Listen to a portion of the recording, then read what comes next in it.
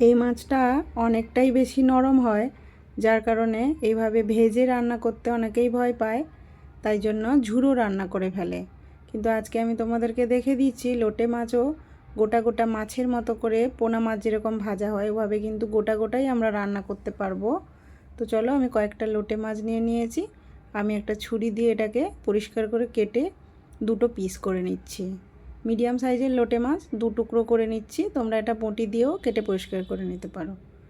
মাছগুলোকে সমস্ত ধুয়ে পরিষ্কার করে লবণ আর হলুদ এখানে আমি ভালো করে চেপে চেপে মাখবো, কারণ মাছটা একটু জল ভাবটা বেশি থাকে এই মাছে, যাতে ভালো করে নুন হলুদটা ঢুকে যায়, সেই জন্য ভালো করে এটার মধ্যে চেপে চেপে মেখে নিতে হবে।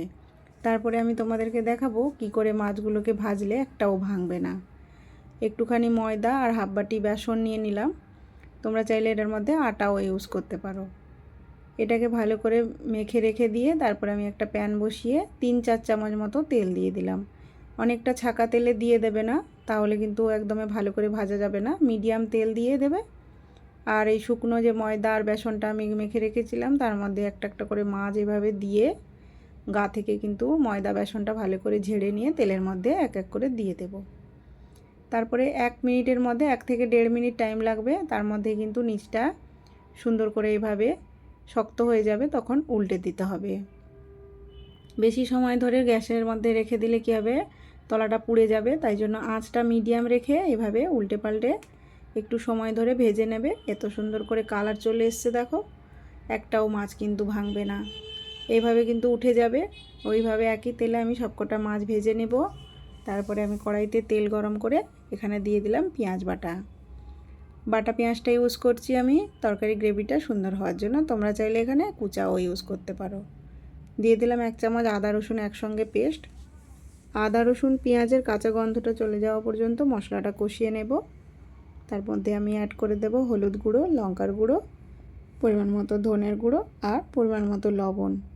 এর মধ্যে আমি দিয়ে দিচ্ছি একটা মিডিয়াম সাইজের টমেটো, ওটাকেও আমি পেস্ট করে নিয়েছি।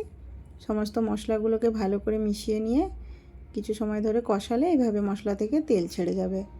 কিন্তু এখনও মশলাটার মধ্যে জল রয়েছে, আরও একটু সময় ধরে কষিয়ে নিতে হবে। মশলাটা কষানো হয়ে গেলে বুঝতে পারবে মশলাটা কিন্তু খসখসে হয়ে যাবে। তখন কিন্তু মশলাটা দেখো কষানো হয়ে গেছে আমার।